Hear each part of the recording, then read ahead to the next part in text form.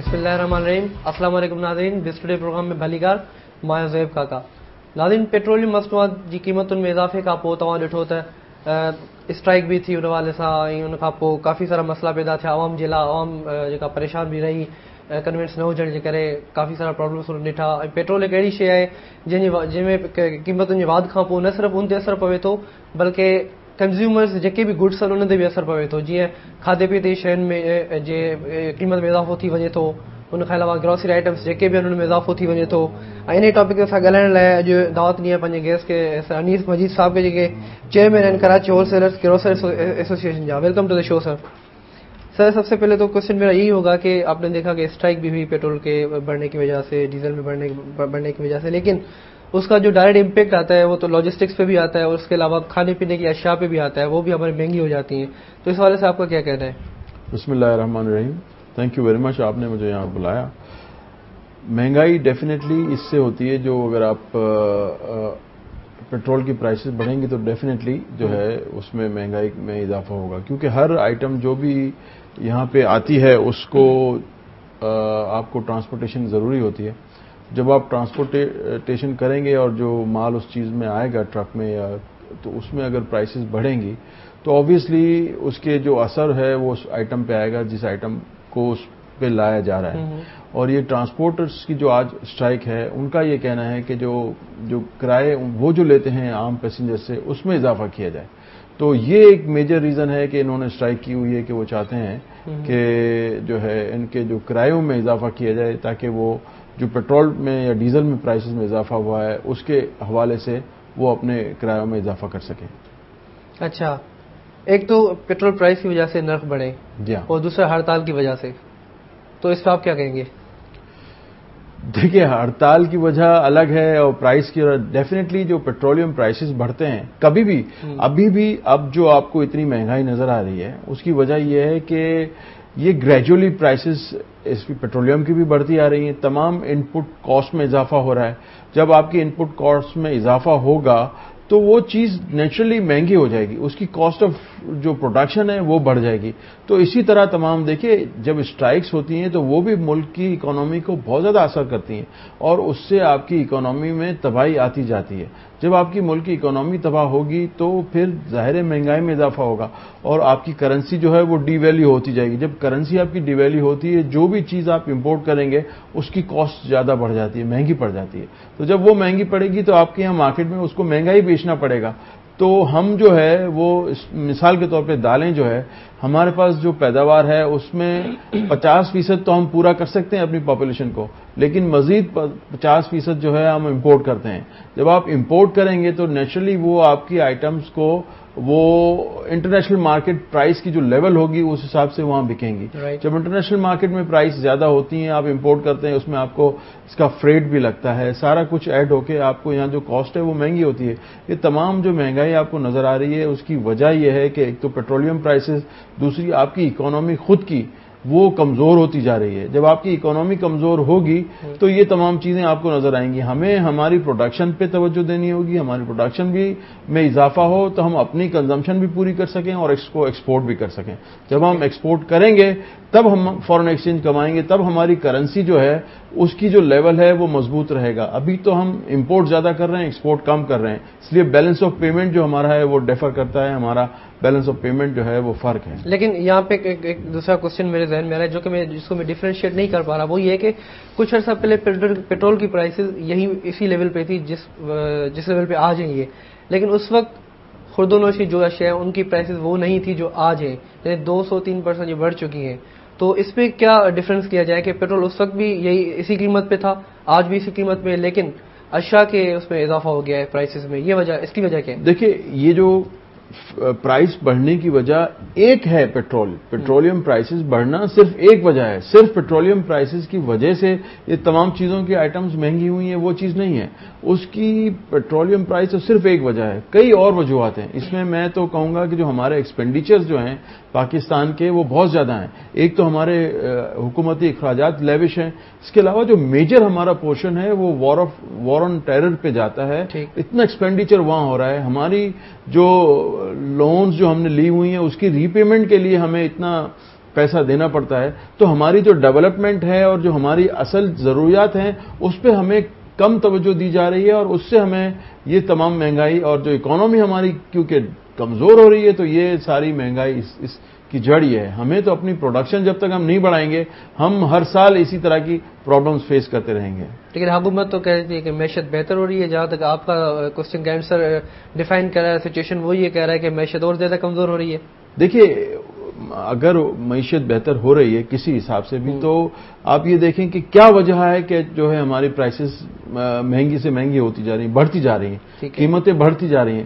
ہمیں تو stability economy کی اس وقت ہم کاؤنٹ کریں گے جب ہماری کرنسی اپنی جگہ پہ اسٹیبل ہو یا پھر اسٹرانگ ہو، اور پھر جو ہماری جو اتنی مہنگائی جو چیز کی ہو چکی ہے وہ اپنی جگہ پہ آئے، یا کم از کم مہنگائی مزید نہ اضافہ ہو، تب تو ہم اسٹیبلٹی کہیں گے. ہمارے جو اکانومکس ہے اس کو ہم بہتر کہیں گے. لیکن جو ابھی ہماری اکانومی ہے اس کو ہم کیسے بہتر کہیں کہ ہمیں تمام چیزیں بری نظر آ رہی ہیں، تو ہم کس لحاظ سے اس کو بہتر کہہ سکتے ہیں؟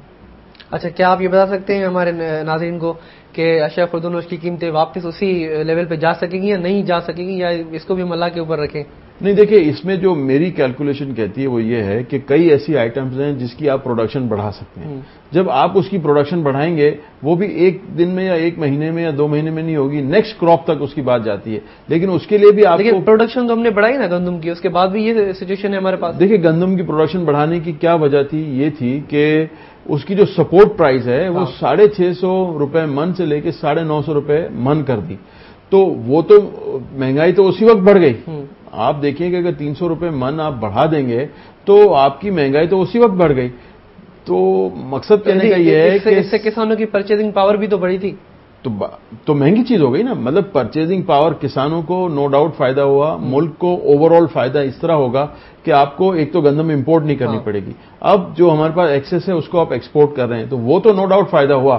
لیکن آپ کی پرائس تو اب یہ کم نہیں ہوگی، کیونکہ 950 روپے من کی تو آپ کی سپورٹ پرائز ہے. اس سے کم تو فارمرز کو بیچنا بھی نہیں چاہیے، اور اس سے کم اگر وہ بیچیں تو وہ نقصان ہو جاتا ہے. لیکن وہ مہنگی چیز تو آپ کی رہی. اب پروڈکشن بھی بڑھ گئی. اس کے علاوہ ہمیں پروڈکشن کے علاوہ ہماری توجہ ہونی چاہیے کہ ہمارے پاس اس کو سٹور کرنے کے لیے کیپیسٹی ہونی چاہیے. گندم کی سٹور کرنے کے لیے ہمارے پاس سائلوز نہیں ہیں، پراپر ویئر ہاؤسز نہیں ہیں، کیونکہ جب آپ سٹور کرتے ہیں تو آپ کے جو ہے وہ بارش کی وجہ سے یا موسم کی وجہ سے آپ کے گندم خراب ہو جاتی ہے، اور بھی کسی چیز کے لیے آپ کے پاس پراپر سٹوریج فیسلٹیز نہیں ہے، جو کہ آج کل ماڈرن فیسلٹیز میں سائلوز آتے ہیں جو بہت ایزی ہے اس کو آپ کو رکھنا بھی. وہ اس کو آپ سیف بھی رہ سکتے ہیں، اس کو فیمیگیٹ بھی کر سکتے ہیں، اور سال بھر کے لیے ایزیلی آپ رکھ سکتے ہیں، اس میں خرابی کوئی نہیں ہوگی. تو وہ بھی ہمیں بہت ضرورت ہے. جب تک ہمارے پاس ایسی کوئی فیسلٹیز نہیں ہوتی ہیں، ہم اگر گندم اسٹور بھی کر لیں تو پرابلم ہوتی ہے. اس کے علاوہ ہمیں باردان کی پرابلم بھی ہو جاتی ہے. تو سائلوز کا ایڈوانٹیج یہ ہے کہ اس میں باردان کی بھی ضرورت نہیں ہوتی. تو مطلب اگر ہم ماڈرن طریقے سے چلیں اور پراپر پلاننگ ہو تو ہمارے پاس جو ملک کے پاس آپ کے ذرائع بہت سے ہیں. ہمارے پاس منرلز بھی ہیں، ہمارے پاس پانی بھی ہے. سب چیز ہم کو یوٹیلائز کرنے کا پراپر مینر اور پراپر پالیسیز ہوں تو ہم اس کو تمام چیزیں اگر سہولت کے ساتھ استعمال کریں تو اتنا زیادہ کوئی مسائل نظر نہیں آئیں گے آپ کو، اگر ہم اس بہترین پالیسیز اگر بنائیں. اب چاند پالیسیز کی بات کریں، پیٹرولیم ایک وجہ ہے پرائسز بڑھنے کی، یہ میں مان رہا ہوں، ٹھیک ہے. جب ہڑتالیں کرتے ہیں ہم، اسٹرائکس کرتے ہیں، تو وہ بھی وجہ ہے پیٹرولیم کی پرائسز بڑھنے کی. کیا اس پہ پالیسیز کا کوئی سسٹمیٹک وے یہاں پہ آ جاتا ہے؟ نہیں، دیکھیے، ہڑتال سے پیٹرولیم پرائسز بڑھنے کا کوئی تعلق نہیں ہے. پرائس ہائیک کی میں بات کر رہا ہوں. ہاں، پرائس ہائیک ہو سکتی ہے، کیونکہ دیکھیں نا، آپ کی اکانومی جو ایک چین چل رہی ہے، اگر وہ بند ہو جاتی ہے، آپ کی ٹرانسپورٹیشن نہیں ہوتی، فارمر سے فیکٹری تک مال نہیں آتا، فیکٹری میں پروڈیوس نہیں ہوگا تو ہول سیل مارکیٹ میں نہیں جائے گا، ہول سیل مارکیٹ میں نہیں جائے گا تو ریٹیلر کے پاس نہیں جائے گا. وہ چین جب ٹوٹ جائے گی، جب چین ٹوٹے گی تو آبویسلی اس کی ڈیمانڈ میں اضافہ ہوگا، سپلائی میں کمی ہو گئی تو اس وجہ سے آپ کی پرائسز میں اضافہ ہوتا ہے. اوور آل آپ کی اس طرح سے بہت زیادہ اکنامی میں کمزوری ہو جاتی ہے. اگر ٹوٹل اسٹرائکس ہو جاتی ہیں جس میں فیکٹریز بند ہو جاتی ہیں، دکانیں بند ہو جاتی ہیں. لیکن جہاں تک ہم نے دیکھا ہے کہ سوری سے کہ گروسر اس چیز کا فائدہ بھی اٹھاتے ہیں کہ وہ اپنے پاس گو ڈاؤنس کے اندر جو جمع کر کے رکھتے ہیں، اس چیز کا ہڑتالوں کے دوران فائدہ اٹھایا جاتا ہے. اب دیکھیے، اب یہ کہ ہڑتال اگر ہے تو گوڈاؤنس کا بھی کیسے آپ فائدہ اٹھائیں گے، کیونکہ ہڑتال ہے تو وہ تو چیز بند ہے. پوائنٹ یہ ہے کہ گوڈاؤنس میں بھی مال اگر کوئی رکھتا ہے تو وہ بھی ضرورت کی تحت رکھتا ہے، کیونکہ گوڈاؤنس بھی بہت ضروری ہیں. ایک تو آپ کی گورنمنٹ کے پاس گوداؤن نہیں ہے، اگر یہ گوڈاؤنس میں مال نہ ہو تو آپ کی چین چل ہی نہیں سکتی. دیکھیے، کراپ سال میں ایک دفعہ ہوتی ہے، اس کے جو سال میں ایک دفعہ کراپ ہوتی ہے وہ کٹائی کے بعد ایک جگہ رہتی ہے, پھر تھرو آؤٹ دا ایئر وہ کنزیوم ہوتی ہے. تو آپ کو تھرو آؤٹ دا ایئر کہیں نہ کہیں اسٹور کرنا پڑتا ہے, اور وہ اسٹورز اگر ہول سیلرز نہ کریں یا اسٹاکسٹ نہ کریں تو آپ اس. لیکن مارکیٹ کی اگر بات کریں وہ تو سمجھ مجھے بات آ رہی ہے, لیکن ڈیورنگ اسٹرائک اس کی پرائسز کیوں ہائیک ہو جاتی ہے؟ نہیں, اویلیبل گڈس کی پرائسز کیوں ہائیک ہو جاتی ہے؟ ڈیورنگ اسٹرائک اگر کوئی چیز ہوتی ہے, میں سمجھتا ہوں وہ یہ ہوتی ہے کہ اس جگہ وہ چیز اویلیبل نہیں ہوگی. جب شارٹ سپلائی ہوگی تو اکنامک کا رول ہے کہ آپ کا جب شارٹ سپلائی ہوگی تو اس کی ڈیمانڈ میں اگر اضافہ ہوگا تو نو ڈاؤٹ پرائس پہ افیکٹ آئے گا. تو مطلب انڈیویجول انٹرسٹ آ جاتا ہے نا یہاں پر. انڈیویجول دیکھیں, کوئی بھی آپ کسی کو بھی اس طرح نہیں روک سکتے, کبھی بھی آپ ڈیمانڈ کو اس طرح نہیں روک سکتے کہ آپ ڈنڈا لے کے پرائس کھڑے ہو جائیں. آپ کی پرائس اگر ہائیک ہو رہی ہے تو آپ اس کو اسی طریقے سے, معاشی طریقے سے, اکنامک طریقے سے آپ روکیں گے اور اس کی سپلائی بڑھائیں گے. جب آپ کی پرائس کنٹرول آئے گی, یہ کنٹرول ایسے ڈنڈے سے نہیں ہو سکتا. تو مطلب ہمارے دکاندار بھی ان چیزوں سے غریبوں کو دور رکھتے ہیں, جو افورڈ میں ہوتی ہے وہ ملتی ہے, باقی وہ نہیں ملتی. نہیں دیکھیں, یہ غریبوں کو دور رکھنے والی, کیونکہ وہ جو دکاندار ہے اس کو تو ڈیلی سب لوگوں کو مال دینا ہے. آج وہ نہیں دے گا تو کل اس کے پاس کوئی دوسرا لینے بھی نہیں آئے گا. دکاندار کو بھی اپنا خیال کرنا پڑتا ہے. اس طرح کے نہیں ہے دکاندار کے پاس کوئی وجہ سے, اسٹرائک کی وجہ سے یا کوئی اور وجہ سے مال ہی نہیں آئے گا تو وہ بھی کیا کرے گا. اور جب وہ دوسرا جو اس کو مال سپلائی کرتا ہے وہ اس کی کاسٹ بڑھ جائے گی تو وہ کیا کرے گا, وہ بھی کاسٹ بڑھا کے دکاندار کو دے گا, دکاندار آگے کاسٹ بڑھائے گا. فائنلی الٹیمیٹلی جو ہے وہ کنزیومر کو اثر ہوتا ہے. یہی وجہ سے میں کہہ رہا ہوں کہ اسٹرائک جو ہے وہ نہیں ہونی چاہیے. ہمارا ملک اس کا محتمل نہیں ہے. ہمارے یہاں برے حالات میں ہی منافع خوری کیوں ہوتی ہے بھلا؟ دیکھیے, برے حالات میں منافع خوری تو اچھے حالات میں بھی ہو سکتی ہے, برے حالات میں ہو سکتی ہے. میں ایک مثال آپ کو دیتا ہوں. دیکھیے, ابھی آپ چینی لینے جائیں تو آپ کو 60 روپے 62 روپے کی ہول سیل مارکیٹ میں اویلیبل ہے. ٹھیک ہے. اب یہی چینی جو ہے 2 مہینے پہلے وہ آپ کو 80 روپے کی تھی. اگر سارے منافع خور تھے تو اس وقت ابھی کیوں منافع کما نہیں رہے, اس وقت منافع کر رہے تھے. اس کا مطلب there is some mechanism in the market. وہ میکینزم اپلائی کرتا ہے, صرف منافع خوری ایسی بات نہیں ہے. اگر آپ اس کو صحیح اکنامک طریقے سے سمجھیں تو اس میں اثر یہ ہوتا ہے کہ آج اگر وہی منافع خور, لوگ کہتے ہیں کہ حکومتی لوگ تھے, ملرز بھی تھے اور ذخیرہ اندوزوں نے منافع کمایا, سب نے اسٹاک کیا. کیوں کیا؟ کہ اس وقت کے حالات اس طرح تھے, مال کی سپلائی ڈیمانڈ زیادہ تھی, سپلائی کم تھی. اب آپ کی سپلائی بڑھ گئی تو آپ کی پرائس اپنی جگہ پہ آ گئی.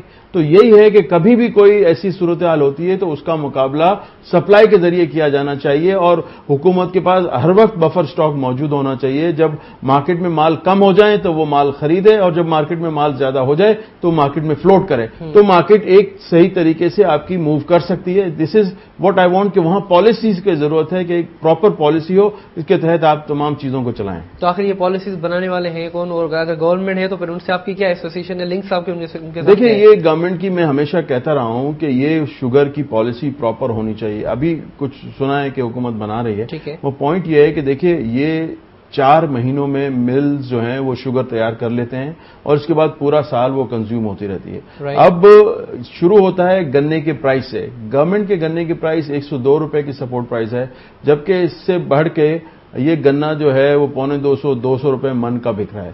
اب ملرز جب اس ریٹ میں خریدیں گے تو اکارڈنگلی اس میں وہ اس کی شوگر کی وہ قیمت ہوگی اور اسی طرح بیچیں گے. اسی ڈسکشن کنٹینیو رکھیں گے. پروگرام میں وقت ہے بریک کا. ناظرین, وقت ہے بریک جو. Stay tune, we'll be right back.